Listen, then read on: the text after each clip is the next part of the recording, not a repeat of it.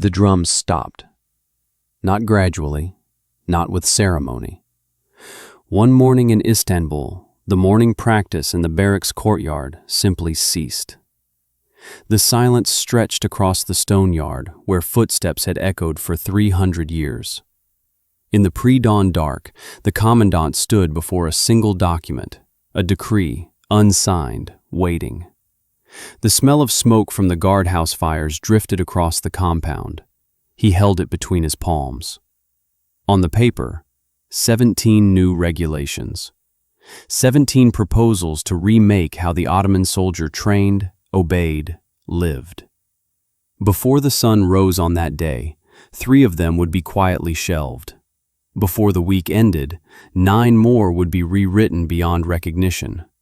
Within a month, all 17 would disappear into the archives, their margins annotated only with the word reconsidered. This is the story of how an empire wrote its own stagnation into law. And it begins not with refusal, but with something far more efficient: the systematic conversion of reform itself into protocol. Now, let us go back to the beginning. If you find yourself drawn to histories buried within archives, to stories that institutions preferred to leave incomplete, consider subscribing. These are the accounts that official records tried to obscure. The Ottoman Empire's military in the early 1800s was not a force in decline. This is important to understand. On paper, in regulations, in the official counts maintained by the War Ministry, it appeared as an enormous, organized system. The numbers were staggering: hundreds of thousands of soldiers, thousands of officers appointed through written examination, entire schools established to train engineers and commanders in the most modern European methods.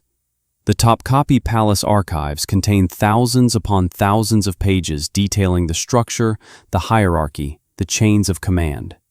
Anyone reading only these documents would conclude, here is a military attempting continuous reform. Here is a state modernizing itself. The first lie told by documents is always this: that the institution believes in what it has written. What the papers did not capture, what the regulations deliberately omitted, was the invisible scaffolding that held the Ottoman military system in place. This was not one obstacle. It was an architecture of many obstacles, all connected. The first was cultural. The Ottoman soldier was not trained simply to fight. He was trained to embody an order. The uniform itself was a text. The ritual was the message. For centuries, the way a soldier stood, the angle at which he held his weapon, the hours spent in synchronized movement, these were not merely military functions. They were the visible proof of Ottoman authority. They were tradition made flesh. And tradition, once it becomes the language of power, becomes nearly impossible to translate into any other form. The second obstacle was institutional. The officer corps of the Ottoman Empire was not selected by merit alone. Appointment depended on a web of family connection, religious affiliation, and patronage within the palace bureaucracy. A young man from an elite Istanbul family might attend the military academy, pass every examination, and still find himself passed over for a minor position. Meanwhile, an officer connected to an influential pasha might advance without ever having sat for such examinations. The regulations promised fairness. The reality was written in the margins of those same documents, in the personal notes of the war minister, in the letters of appointment that contradicted the official tables of rank. These contradictions were not mistakes. They were the operative system. They functioned as a kind of pressure release valve. Those frozen out of advancement by the official rules could be given minor rewards. Those without technical qualification could be given safe positions. The institution preserved itself not by following the rules, but by having 2 sets of rules simultaneously in operation. The third obstacle was perhaps the most binding: the relationship between military tradition and religious authority. The Ottoman Empire was not merely a state, it was a religious empire. The Sultan did not govern by military power alone, but by a delegation of religious authority that stretched back through centuries. The Islamic tradition prescribed certain forms of obedience, certain hierarchies, certain immutable relationships between commander and commanded. When a new regulation arrived from the War Ministry, one proposing, for example, that officers of common birth could now command units previously reserved for aristocrats, this regulation did not merely contradict military custom, it created a theological problem. If the order of the military reflected the order of creation itself, as certain scholars argued, then disrupting that order was not simply military reform. It was a disturbance to the cosmic hierarchy. This argument appears in document after document, not always explicitly, but legible in the language used. Contrary to established practice, potentially offensive to sensibilities, requiring further consultation with the ulema, the body of religious scholars. Into this structure came pressure for change. The pressure was unmistakable. The defeats were military facts. The French army had crushed Ottoman forces. The British had superior naval technology.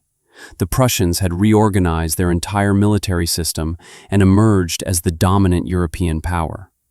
Reports arrived regularly at the Topkapi Palace. These were written by foreign observers, by Ottoman attachés serving abroad, by military engineers who had studied European armies and returned with documented evidence of what superior organization could achieve. The papers accumulated, recommendations were made. The War Ministry responded with a series of initiatives. Between 1826 and 1900, there were approximately 40 major military reform attempts.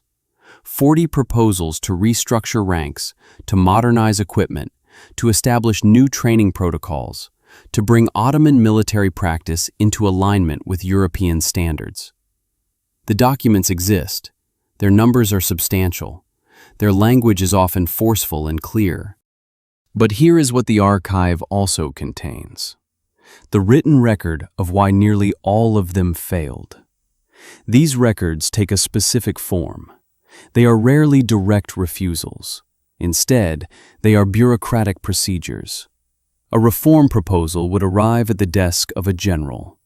The general would send it to a committee. The committee would request more information. The War Ministry would prepare that information. It would be sent to a council of senior officers.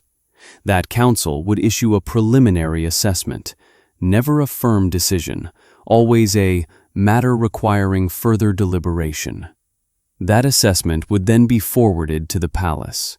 At the palace, it would be reviewed by the chief advisor, who would consult with other officials, who would then present their views to the Sultan. The Sultan, seeing such disagreement, would request a compromise proposal. A subcommittee would be formed to produce this compromise. The subcommittee would meet for weeks.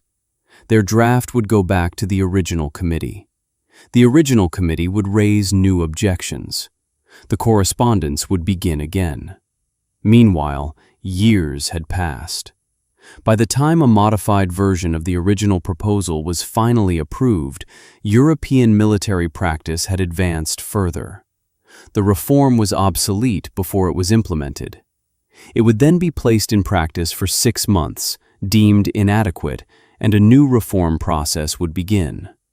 This was not accident. This was a system. The records are explicit about this. They do not describe failure. They describe procedure. One specific case illustrates this perfectly. In 1872, a comprehensive reorganization proposal arrived at the War Ministry. It had been developed by Ottoman officers who had studied with the Prussian military. It contained detailed specifications for new officer training, for the rationalization of supply chains, for the establishment of a merit-based promotion system, for the reform of military courts. The proposal was 40 pages long.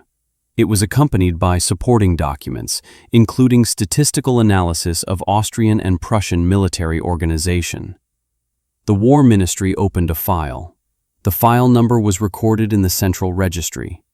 The proposal was distributed to the relevant departments. Each department sent queries. The documents responding to these queries were numbered and filed. A preliminary committee was formed. It issued its first report after 3 months. This report consisted of 7 pages of questions.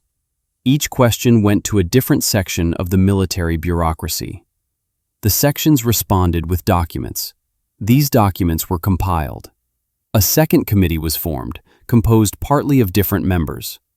This second committee contradicted parts of the first committee's assessment. Their disagreement was documented. Because of this disagreement, the matter was deemed to require the Sultan's personal attention.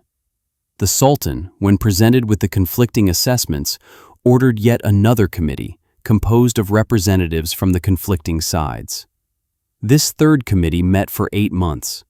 In their final report, dated 1876, they recommended that the original proposal should be modified according to certain principles, and that these principles should first be tested in a limited way before being applied systematically.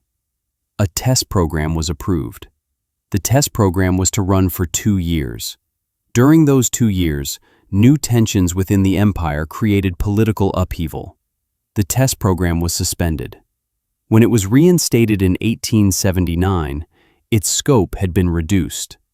By the time actual implementation began, in 1881, the original proposal had been modified so many times, delayed so many times, and stretched across so many committees that it bore almost no resemblance to the original.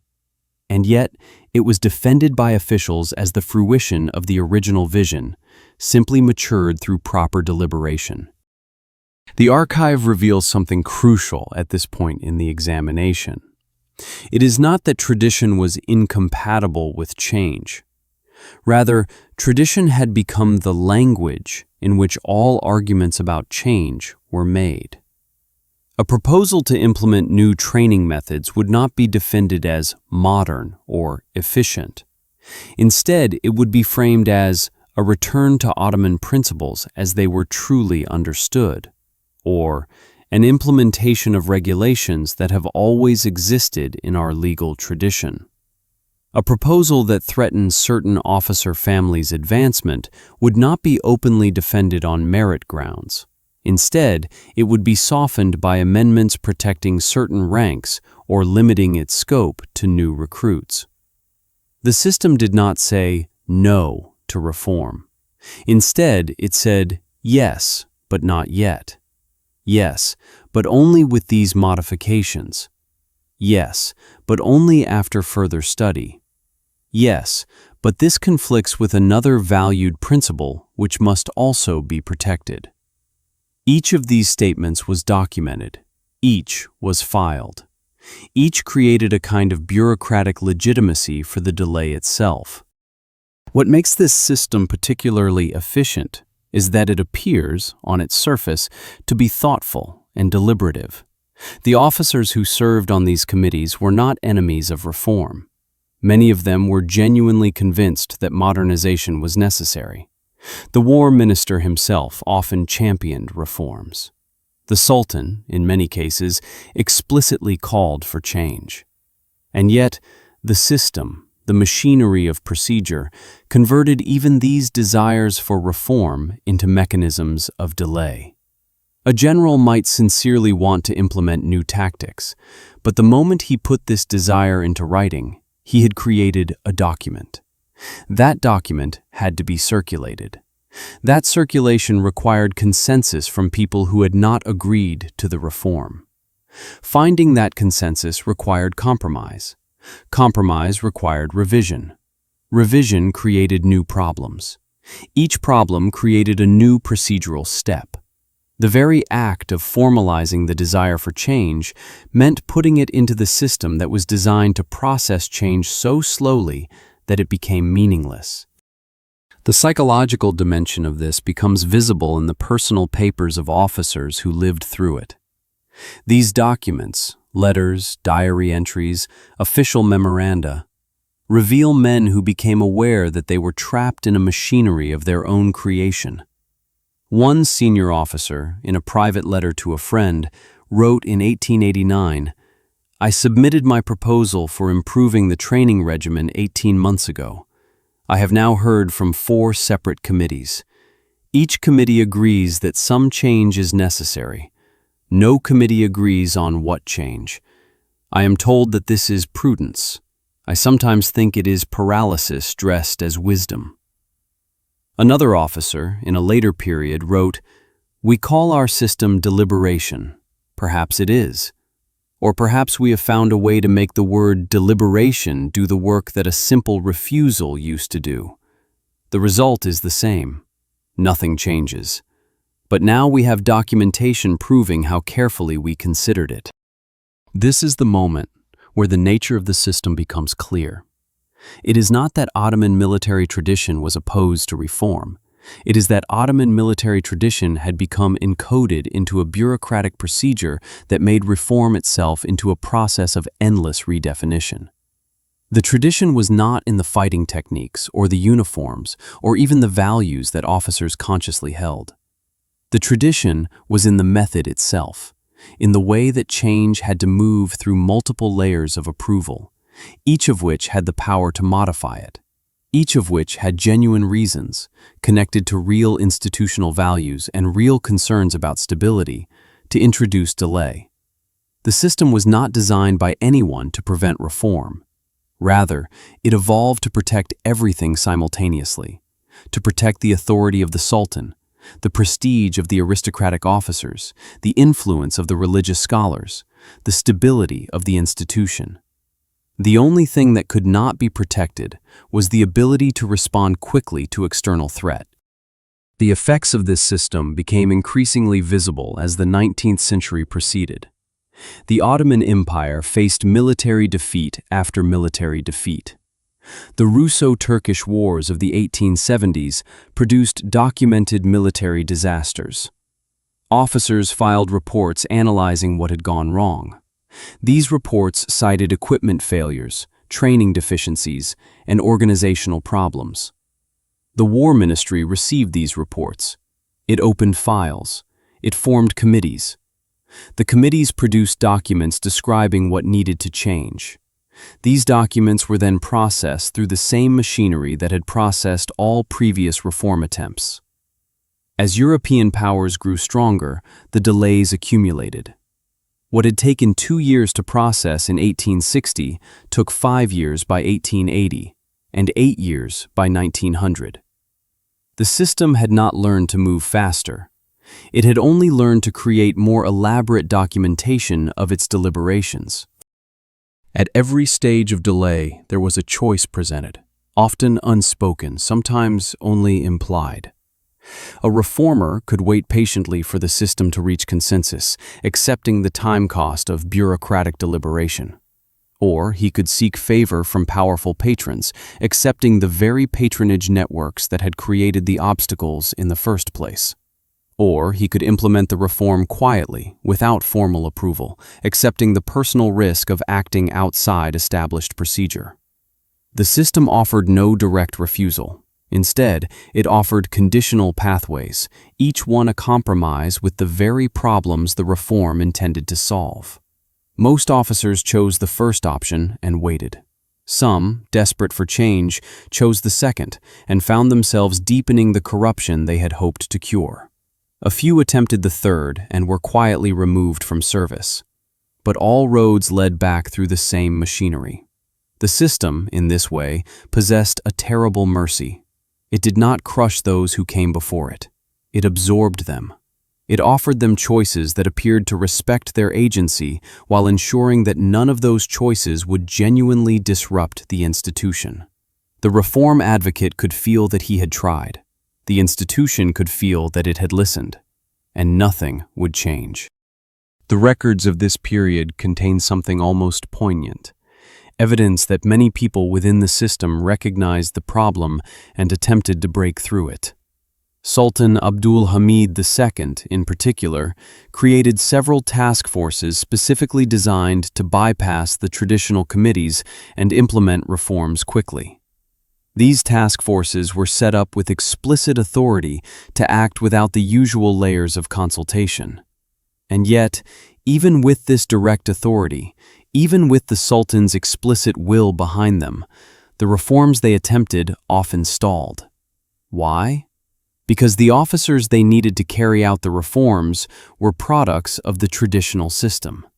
These men understood instinctively that rapid implementation without consensus, without proper consultation, without the protective documentation of deliberation, was dangerous. It exposed them personally. It might contradict regulations they had sworn to uphold. It might anger powerful colleagues who felt excluded from the decision. So even when given authority to move quickly, many officers would suggest that perhaps, just this once, it might be wise to consult with the appropriate authorities, to draft a formal proposal, to present it to the relevant committee for review. By the early 20th century, the Ottoman military was caught in a specific kind of crisis. It was not that the military was incapable of fighting. It was that the military could not reform fast enough to match the pace of change in the broader world. Every reform, no matter how clearly necessary, had to pass through a machinery that had been built across 3 centuries to protect stability through careful procedure. That machinery was now protecting stability at the cost of strategic viability. The Balkan Wars of 1912 to 1913 brought these failures into sharp focus. Ottoman forces suffered catastrophic defeats. The causes were analyzed. Equipment was inadequate. Training was insufficient. Organization was outdated. Officers wrote detailed reports explaining all of this. These reports were filed. Committees were formed to study them. These committees recommended reforms. Their recommendations were forwarded through the proper channels. The machinery began again. What makes this history particularly relevant is that it reveals something about how institutional change actually works, something quite different from how we usually imagine it. We often imagine that institutions resist change because of conservative ideology, because leaders actively prefer the old ways. The Ottoman military case suggests something more subtle. The institution did not resist reform because it loved tradition. Rather, tradition had become embedded in the procedure for making decisions.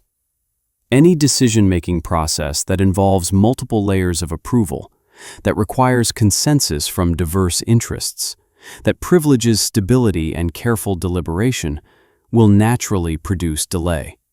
The system was not designed to prevent change. It was designed to prevent hasty change, to protect various interests, to ensure that nothing was done without proper deliberation. These are all legitimate institutional values. And yet, they created a machinery that could not move at the speed that external circumstances required. The final irony is recorded in the archives that survive from World War I. As the Ottoman Empire collapsed under military pressure, as military failures mounted, the War Ministry continued to process reform proposals. Files remained open. Committees continued to meet, though now often interrupted by military crisis. The machinery had not been abandoned.